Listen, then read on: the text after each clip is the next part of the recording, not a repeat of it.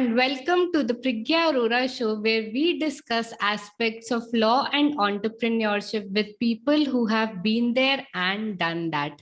My name is Priggya Arora, founder of PA Legal and Intellectual Property Law Firm, and our guest for today is an inventor and invention coach and founder of Inventor Smart. Welcome, Brian Freed, on the show. Thank you for having me, Priggya. Perfect. So, Brian, how are you doing? How is everything at your end? Everything's great. And it's amazing that we can be together and connected here from India all the way to New York. Yeah, perfect. So, Brian, just let's start with something fun as a warm-up. What is one thing in life you cannot live without? I would say right now, it's my cell phone. I think a lot of people might say something different, but the fact is, I think we all need our cell phones right now. It's the total portable way to be connected, whether it's your personal life, your business life, your entertainment, whatever it is, right? It's all on our phone. And that's why I got the biggest, best phone that you can, which is the Samsung S22. So I still have my little stylus in here to take my notes, so I can't live without it. I know, and I love the way how technology has developed from phone booths to cell phones. Absolutely. I had the opportunity to interview the gentleman who invented the cell phone, Marty Cooper. Wow. And he's got an unbelievable story, an inspirational story, and you should definitely check it out, and your listeners at some point. It's on Inventor Smart. Actually, it's on Got Invention show, which you can listen to his interview. He was very inspirational on there. Awesome. We'll tag this interview in our description so that it is accessible to people. Great. Yeah. So, Brian, can you tell us something about your life story and how you reached to where you are today? Well, I'm an inventor, and I realized back in the day, I reflect on it now to realize, like, when I was growing up, I was very intuitive and thinking about how things worked and looking at other people and what they were doing. And I always knew that I was an inventor, but I just didn't know really what it meant or what to do with it until I got a little bit older. And I said, I have some pretty good ideas. I think that I might be able to do something with them. So I started to take them a little bit more seriously and start to jot them down. And in my life, I got involved with different marketing initiatives. And when I was coming up with things, I was looking at things from from a consumer perspective. I can appreciate that this is something that I need for myself, but the others need it. And how big of a opportunity is there to actually make some money with it? So I started to really gauge what kind of products I had, to who would use it. And I started to work on them. And then I started to have some levels of success with some of my inventions, where I was on QVC for many years, and I had my products in retail stores, and I just kept doing it. And I realized that I was nothing special. If I could do it, so can other people. And they started to ask me for help. So from there, I sprouted into running inventors groups. So I've been running inventors groups for over 15 years. I've gotten 12, I think I'm 12 or 13 patents, issued patents, and I have a couple more pending. So for the IP side of this conversation, that definitely comes in handy to know where that part is. I've had over 100 trademarks that I built a brand out of in different classes of goods. I understand the trademark law. And between the inventors clubs, and I've authored a couple books. My latest book just came out last week. It's called How to Make Money with Your Invention Idea. And it's on Amazon and Kindle and all that ebook.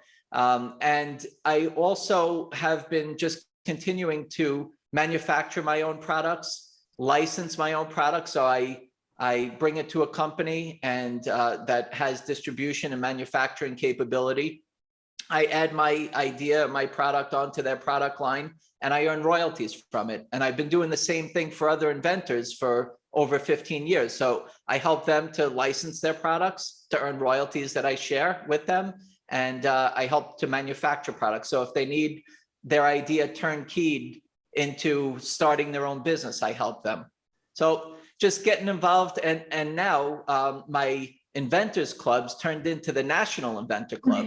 So every month I do monthly meetings virtual where anybody in the world can join. I know it might be a little bit early for some of you, but it's definitely worth it. And if you miss it, it's also archived. So National Inventor Club, it's in the United States, but it's relevant information for anybody in the world. Wow. Awesome. I think, and your story is so inspiring. It can inspire so many people that, being an IP attorney, I deal with inventors a lot. And I see a few of them are scared in the beginning. Like they have this fear, like we don't know how to do with technology. It is still an idea. Do you need a prototype? Do you need this? Do you need that? So so most of our work is probably counseling them and breaking the process, because the process is also it's all over the place. It's not one for one country. So most of us is for us also, it's more of counseling, breaking down the process, telling them what to do and things like that. So first of all, congratulations for the book release, and I wish you all the best for that. And now coming back to the question is, what do you think is the most challenging part for the inventors when they come to you or when they discuss their invention with you or their idea with you? Yeah, it's with me, but also with you and IP attorneys or agents that are out there. It's really interesting, Priggya, because the first thing, and I'm just going back to when I started, and also the people that I speak to on a daily basis, one of the most important things is who to trust. Yeah. And I don't know you. And the first thing that I'm going to is to protect my intellectual property, my idea. But that's the part that's really important. So before I get there, though, I need to know what I'm coming to you with. Yeah. So I would say that it's really important to kind of do your due diligence. I know we're excited. Inventors are very excited. And what I count on for IP attorneys or agents, or when they talk to me, is one thing that I do is make sure that the inventor takes away the emotion now from their idea and look at their idea as a business, because they're going to be spending money with you, patent attorneys, right? Or prototypers or manufacturers, whatever, or engineers, product designers, whatever, that they need to look at it from a business perspective and take that emotion away, so you don't make those type of decisions. But now you're putting your time, money, energy, effort into it, and you want to make sure that you're spending it wisely. So I could say that the trust factor is very important, but it's very simple. When you come up with an idea, it's really important to just write it down so you capture it immediately, obviously, no matter what, or leave yourself a voice message or text message or what, capture it, and then spend some time online and put in some descriptive words. Like if you came up with an ingenious name for your idea, most likely you're not going to find it online to exactly what you're looking for, but put in descriptive words and see what comes up in the searches. And then when you're going through the searches, instead of going through website by website and web link by web link, click on images and look to see if your idea is out there or not, just by visually looking at it. If you think it's similar, then jot it down and then be able to go to a patent attorney or patent agent and have them check to see if it's something that already exists or if it's too close to what you have. And is it something that is different enough that you can call your own? And that's the important part that I count on for inventors, to make sure that they do their due diligence and do their research first. So when they give it to you, they have a better conversation with you instead of just, oh, it's we have to check and we have to do a patent search. Yeah. And then what's also important to add to it is a patentability opinion. Yeah. which is really important, because if you just pull prior art and it doesn't look exactly the same, it doesn't mean that you can call it your own, right? So we count on the IP attorney or agent to really vet and see what you came up with, the inventor, and what the claims and the patent designs that are out there, the prior art, to compare if it's something that you can call your own. So that's something I'm very, very into, Priggya, is to make sure that the inventor does their due diligence. So when we talk to somebody like yourself, we can really have a better conversation. Correct. So, Brian, from this conversation, you just mentioned that business size is also important, and sometimes you have to keep our emotions aside and look at it from the business perspective. Definitely. But many inventors, I'm sure you deal with them as well. They'll come to you and they're so emotionally attached with the invention that they don't feel like if you tell them that it's not commercializable, not monetizable, they are very attached to their emotions. So how do you handle them? What do you tell them, that should they proceed, not proceed, change, find an inventive step there, or how do you proceed with that? Well, like I said, step one is to do your own search, right? Go into stores, go online. Step two is to take what you found and give it to a patent attorney or agent to compare and give you a patentability opinion if it's something that's patentable or not. So if you do pull up prior art, is it different enough? Is it something that is already expired, right? So if it's expired, then it's public domain. So I could still make it, but I can't get a patent on it. So maybe I'll come up with a good trademarkable name and continue on my path. But I know that that's something that I'm most likely going to need to manufacture myself or to buy what already exists, and I could sell it. A lot of people do that. If it's something that is potential, then I would continue and work on my prototype and see if it's something that I can get to where I want, so I can protect it with starting off with provisional patent application, which will give me the right for 1 year to say that I'm patent pending before I file my non-provisional. Or is it a design patent where it's just ornamental, where I'm going to not have to worry about maintenance fees? And I know I lost 5 years off the patent, but I don't have to worry about any maintenance fees. And hopefully I made enough money until then to really brand it with my name. Yeah. The other thing is, if it's protected, then realistically, I don't know if you want to continue, because you're going to be infringing on somebody else's intellectual property. So do you want to take that risk? Maybe you want to call up the IP holder. If they haven't done anything with it, maybe you want to work on it with them. Or maybe it's something that they say, you know what, I was happy just getting a patent and putting it on the wall. Or maybe I tried and it didn't have great marketability or commercialization success. So yeah, let's make a deal. And anything is possible, but you know what? You have to be realistic. So when you hit that brick wall, you have to make a decision. Are you going to continue, or should you move on to your next idea? And that's one thing that I put into perspective for people, is to help them to make that decision. If you're going to license it, which I explained earlier, that licensing means that I'm going to a company that already has a product out in the market similar to mine. I'm going to show it to them. I'm going to ask them if they want to add my product to their product line.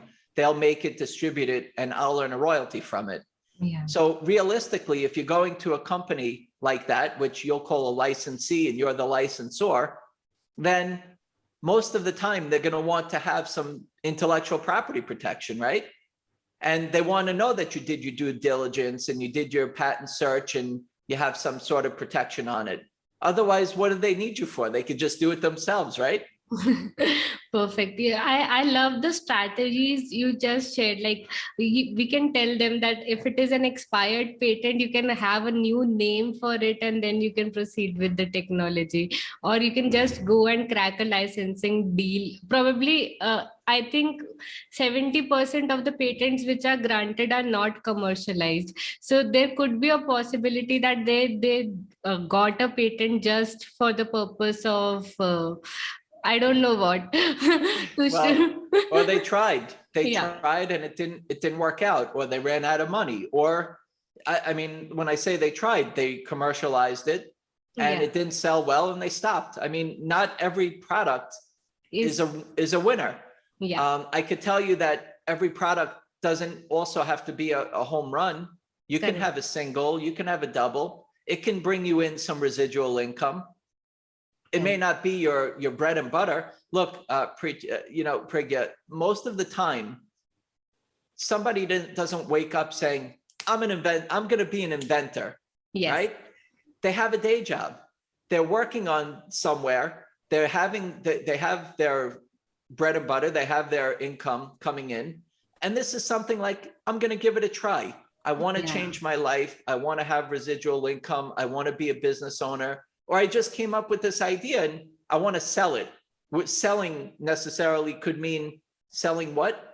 Selling your intellectual property, right? Maybe it's through licensing, or maybe it's outright selling your patent if you get it issued, or somewhere in between. Anything is possible. Correct. Depends on who you're talking to and when. But it's really important to understand that, you know, you have to figure out, is it something that's going to make you money? And is it something that somebody else is going to pay you if you don't have it protected? So that's why the way that I look at things is, if I have a chance to get intellectual property protection, then I do. And if not, I have some choices to make. But, you know, you want to be able to call it your own. Yes, and I think that decision making is very, very important. Find an appropriate balance, appropriate strategy, appropriate terms. Like, okay, Brian has a patent on this. What can I do? I can just call up Brian and ask, like, what do you have in mind? And probably from that point, I can take it forward. Definitely. Yeah. So Brian, now, you have been an inventor, you have been into patenting, you have seen both sides. So what do you think is the right balance? Are there some differences, some gap between the two thought processes, or they are in cohesion with each other? As far as what, licensing and manufacturing? No, the patent, like Oh, the IP attorneys and the inventors. I can say that what's interesting is that depending on who an inventor comes to or meets, could be many, many different journeys. So as an inventor, if I just open up we don't have yellow pages or phone books anymore, but if you Google and try to find the latest or the closest patent attorney, which they don't really, like patent agents, they're not sure of, but some patent agents say, we can help you with your patent. So maybe they end up at either a patent attorney or agent. And it's really about, if you don't have a referral, then you're calling up and you're asking them. So what I found, Priggya, is that some patent attorneys or agents end up charging various prices. And that's one thing that a lot of inventors we're kind of like naive to start with, because we just told you our idea, and now we feel like we're hooked onto you, and we have no place else to go because we're going to listen because we just revealed our idea to you and we trust you. So I have some patent attorneys or agents that end up charging for a provisional patent application for a total full patent. So eventually, hopefully, they convert it into the non-provisional and it's already done. But the whole idea of filing a provisional is so you don't have to put all that up front of the full filing fee to be able to get me through just exploring the market. And I feel like a lot of there's a lot of variations, like there's also patent attorneys that end up hiring patent agents to do the work, and we're paying patent attorney fees rather than patent agent fees. Look, everybody's entitled to make a living, and you could charge what you choose to charge. Just like anything, you build a home or you have construction in your house, it's up to you to decide who the contractor is that you're going to use, right? You should do your due diligence. You should do your research. You should get your references. So it's important for inventors to really understand who they're going to be working with. and it's good to get references. It's also easy, like, here in the US, we use the US Patent and Trademark Office website, uspto.gov. Yeah. And when I am introduced to a patent attorney or agent, I can look up on the website to see how many patents were issued in their name. Yeah. And that also gives me a good gauge of what kind of business they've done. Yeah. And I respect what they do. And it's important. So look, I have different patent attorneys and agents that I've used and that I refer. And I think it's all about making sure that you do what you say that you're going to do, that your pricing is correct, like is fair, and you give the inventor a great experience. We might need a little extra TLC, right? 10 to 11 care. But Yes. the thing is that we're not corporations and we don't have, loads of money flying out the window. Although, some people do, because it's important to them to get their idea out there. And a lot of times, excuse me, inventors are coming to a patent attorney or agent, and their expectations are that they're going to get a patent and become a gazillionaire. Yeah. And it's tough. So I think it's really important. Expectations, fair pricing, understanding what the process is, that it's not a guarantee just because I pay you that I'm going to get a patent issued. Yeah. And one thing, Priggya, that we spoke about last time was that it's really important that patent attorneys or agents, although I respect your opinion on what the marketability of my idea is, I can ask you how many products you've brought to market to give me that kind of answer. So I think it's really important that you focus on protecting me and my intellectual property as an inventor. And if you're getting my hopes up about commercialization to keep me going, that's not fair. I think that's not, unless you have loads of products out in the market and you've commercialized something yourself, then maybe. But I don't know if it's even part of the ethics for somebody to. I don't know. That's your realm. I'm just saying, like, Correct. I appreciate your opinion, but you have something else that you're doing for me, which is protecting me. So that's something that I kind of lean on. So Brian, just to give my opinion on the take you shared. See, for me, what I think is the people who are coming to us or patent attorneys or any IP lawyer, especially for the purpose of protecting IP. For that, having a science background, having a technological background, having a technological mind is very, very important. They must be from the same technological field. They must understand what technology they're working on, and they should know law as well, because they are good negotiators. If they are lawyers, if they have a good technological mind, they know how to lay out the claims, how to lay out the structure, how to lay out the for me, many of my clients would come to me, and then I'll have to guide them that what should go in an independent claim, what should go in a dependent claim, because that analysis is something very, very important, which some people might miss on. So for me, I do not see a patent attorney or an agent should be a person who has invented technology themselves, but they should be people who are able to understand the technology well and put law into it. Like, they have to, especially the claims, because that is the place where we get the legal protection. Absolutely. They have to understand what you're inventing. Correct. To be able to protect it and to communicate it to the patent office. Correct. In the way that we want, and protect us from the entire scope of what it is that we came up with. Correct. Absolutely. So that scope is very, very important, and that only a person with technological mindset can do, who knows the technology and who knows the law. So if that clubs together, I think you are in a good hands. Definitely.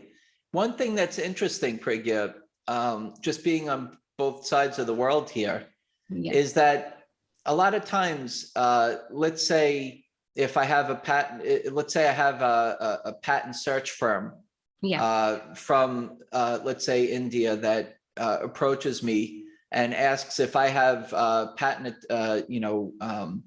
inventors to be able to work their patent searches for. Correct. I've asked a couple inventors and they were uncomfortable with sending their IP potential across the world to do even a patent search. What's your take on that? See, for me, I think everything starts with an NDA.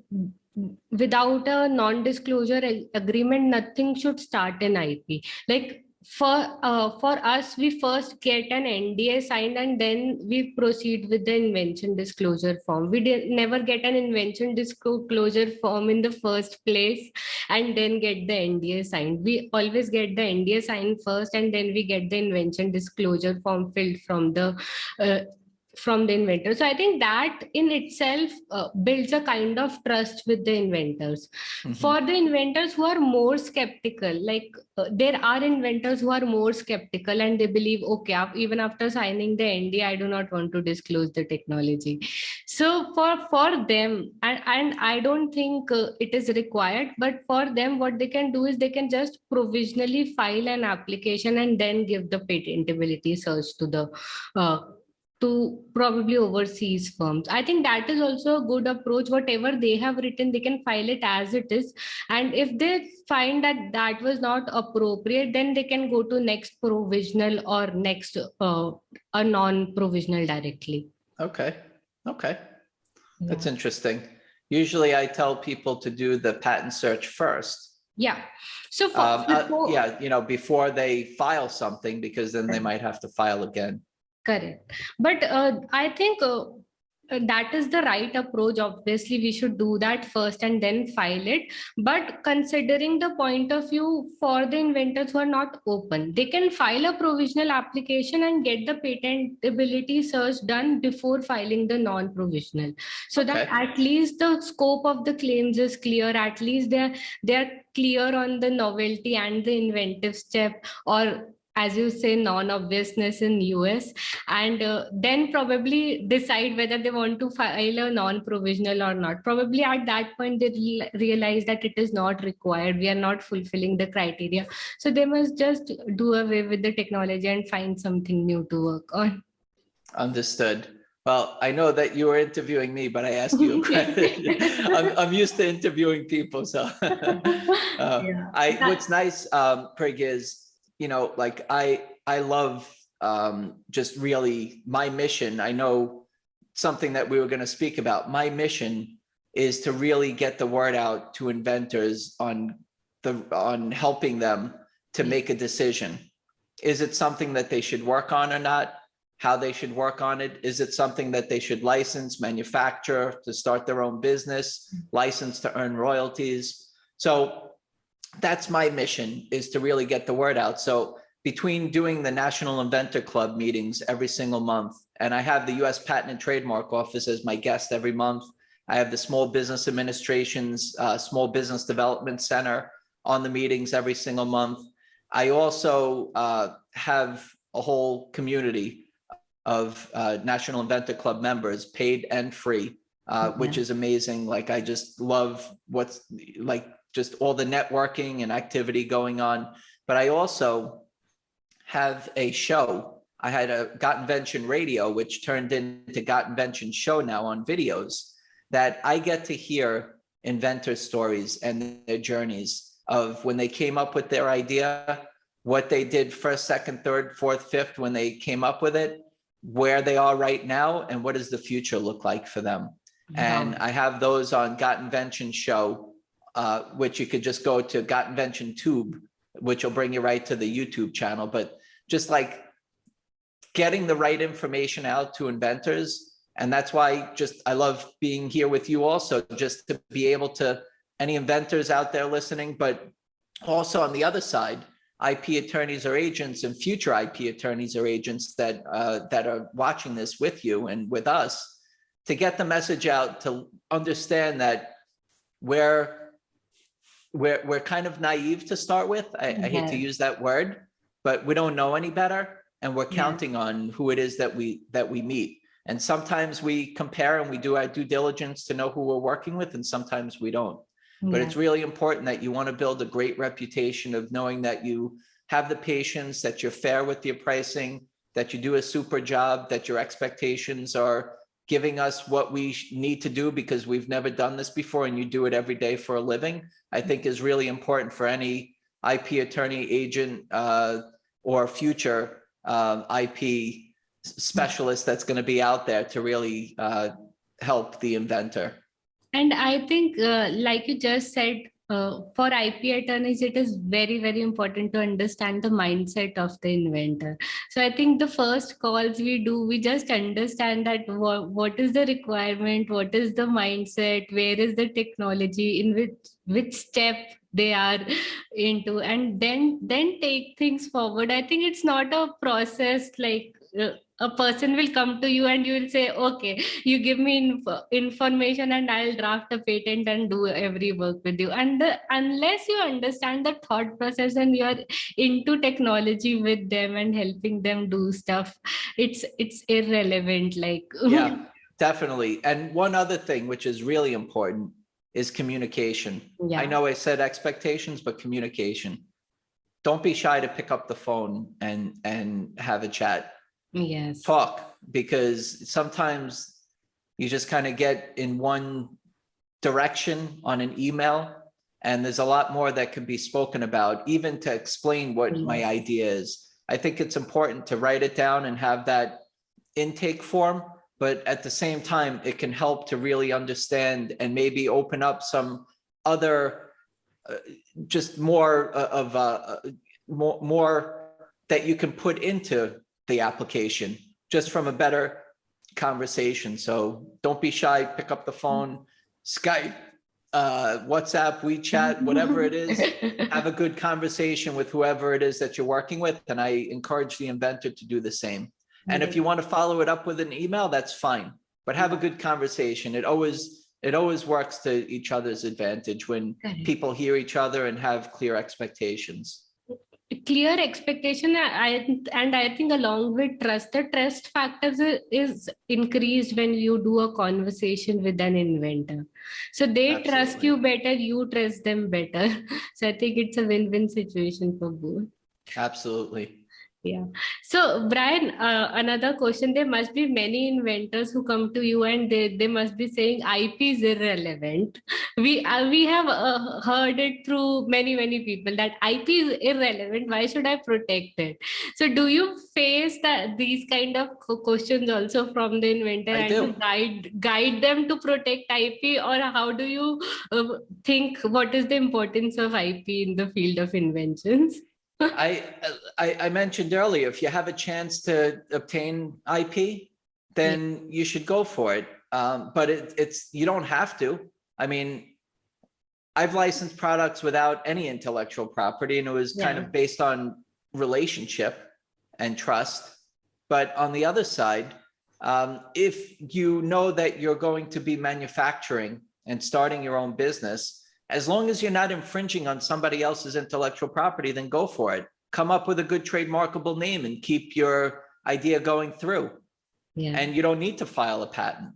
But if you are going to make something or continue, then you don't want to get a cease and desist letter. So it couldn't hurt to do a patent search at least, maybe not file a fully issued patent. I know just because you don't see it in the aisles at Walmart or whatever store is near you, doesn't mean that it's necessarily not somebody else's intellectual property. So keep your eye, there's still, before you're going into your business, this is part of, like with invention, there's research and development with building a company, right? So this is when you're coming up with an idea, you're in business and you want to do your research and development. So what are the options? Well, if I just start making it, am I infringing on somebody else's IP? Am I just making this great? Maybe I'm not. Maybe it's something so unique and interesting. But now, if I make it and I don't have any IP, somebody else can make it too. Yes. And I have no protection, and they might be able to make it less cheaper. They might be able to have more money for advertising. And then I wish that I could have filed IP and protected myself, but now I didn't. And my next door neighbor is making it, and 2 doors down is making it. Anybody can make it. So that's what I'm saying. Like, I know that, things aren't perfect, but if you're doing your due diligence and if you can get IP, then whatever you can protect is better than not. So I'll give you another scenario. Brian will be like, Okay. oh my God, why is this? She's a patent attorney and why is she giving me scenarios? So I'll give you a scenario where a person comes to you and says, okay, this is protected in Europe and I know about it, but I want to commercialize it in US. So it's a European patent. I can definitely commercialize it in US. So should I file IP for that, or what should I do in this scenario? And people are coming that I want a patent on it. Well, you tell me. I'm not supposed to be giving any legal advice here. Not but a legal I can tell you, advice. like, from this Generally. side, look, I could tell you from this side, and this is only my opinion, no legal advice.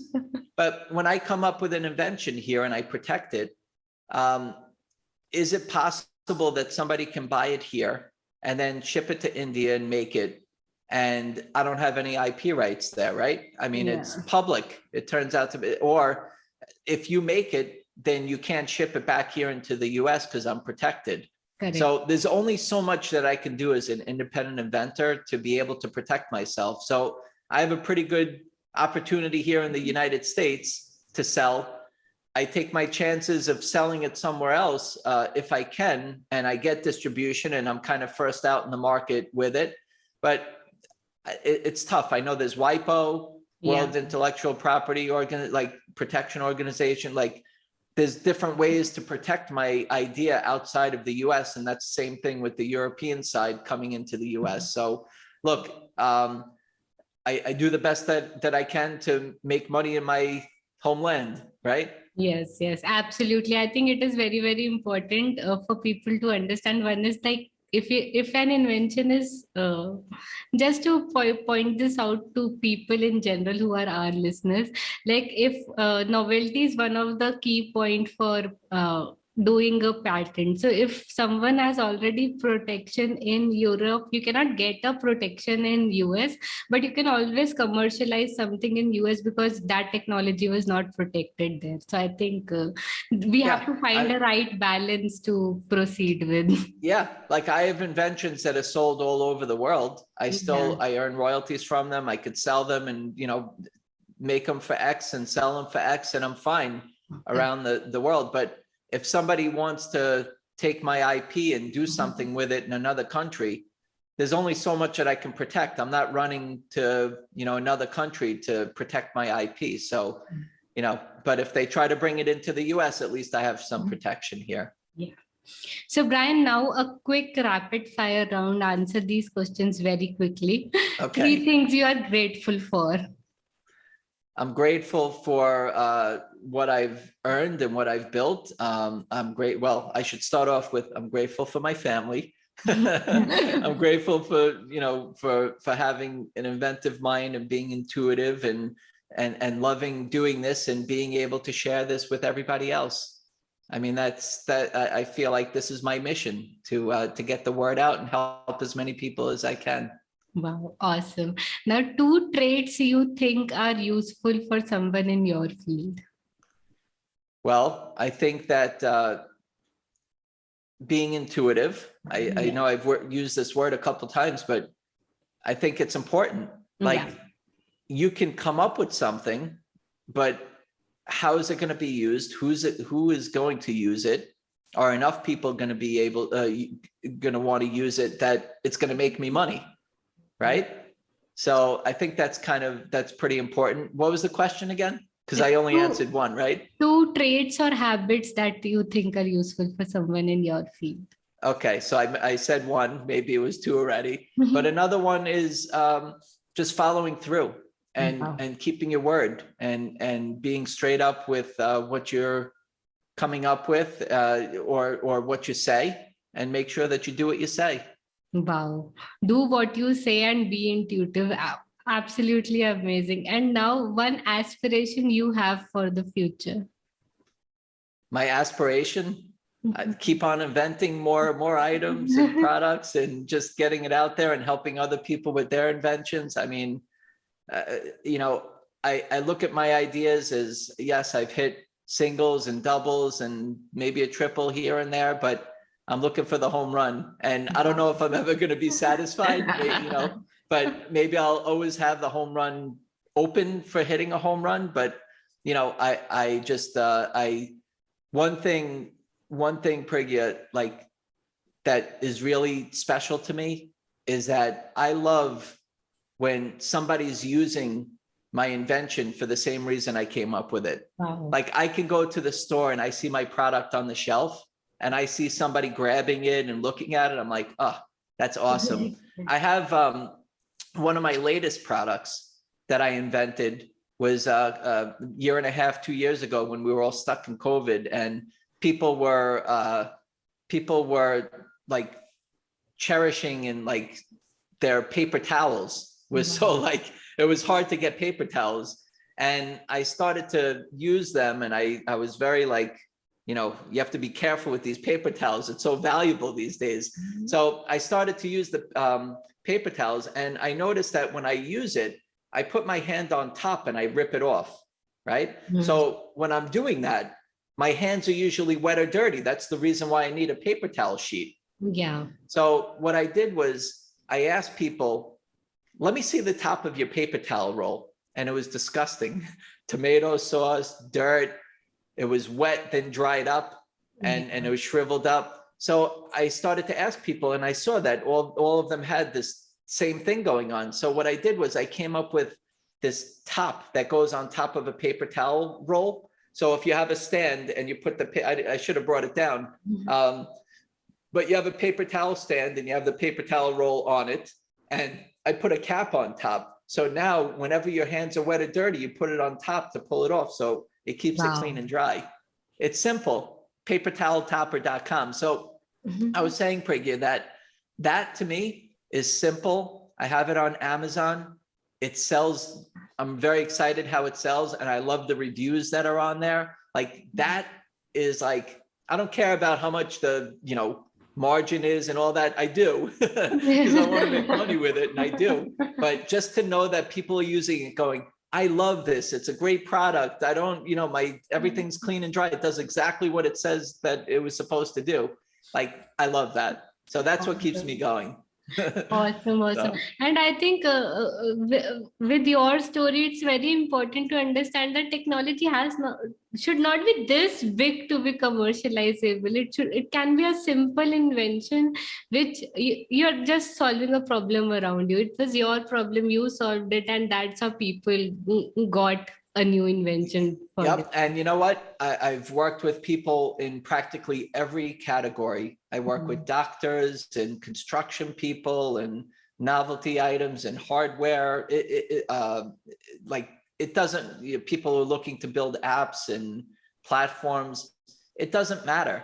And it doesn't matter who you are. You could be a Yes. doctor, lawyer, senior citizen, student, unemployed. Everybody's an inventor at some point in their life. They Yes. just might not call themselves an inventor, but they are. They're coming up with something that's unique and new. And there's certain people that capture that idea and keep going, and others go, I'll wait for the next person to come up with it. Maybe I'll see it out there one day, and I'll be the one that says, I woulda, coulda, shoulda. It wasn't me though, but that guy did it, or that girl did it. But you know, you got to capture it and you know, give it a try. And as long as you have these type of opportunities to hear good information to keep you going through the steps and making good decisions, you could have the next gazillion-dollar invention. It doesn't matter if it's an app or some technology or just some kitchen gadget like I came up with. Yeah, absolutely. So, Brian, now coming towards the end of the podcast, so can you share some key takeaways for young lawyers and entrepreneurs, people who are young in minds? Sure. Well, you're talking about ones that are going to become IP attorneys or agents. Well, Yes. we mentioned it earlier. Listen, we are counting on you to protect us, to give us good information and be fair. and focus on the intellectual property side of it. Don't paint big pictures for me that this is going to be all this money that I'm going to make, and it's not fair to do because it's supposedly not out there. And if it is something that realistically I'm going to hit a brick wall with, it wouldn't be such a terrible idea. Like, give me some of my options to know, instead of, hey, I'm sorry, it's not patentable, come up with the next idea. Like, if you wanted to continue, then maybe you should think about a trademark. Maybe you should just sell it because it's in the public domain already and start your own business with it. And maybe if you sell enough of them, then maybe you can modify it enough so you could call your own. But you could start off right now with selling it just the way it is, as long as you're not infringing on somebody else's IP. So give me some options. Be fair, keep communication open, do what you say you're going to do, get back to me, and know that I'm vulnerable and I'm looking to trust you. So make sure you build that trust with me. I hope every IP attorney listens to this. This is so interesting to, you have shared heart of an inventor with an IP attorney. Good. Well, that's up to you. I hope everybody has a chance to listen to this. I enjoyed this. Thank you, Priggya. Thank you so much, Brian, for your time. And thank you so much for being here. Thank you. Thank you very much.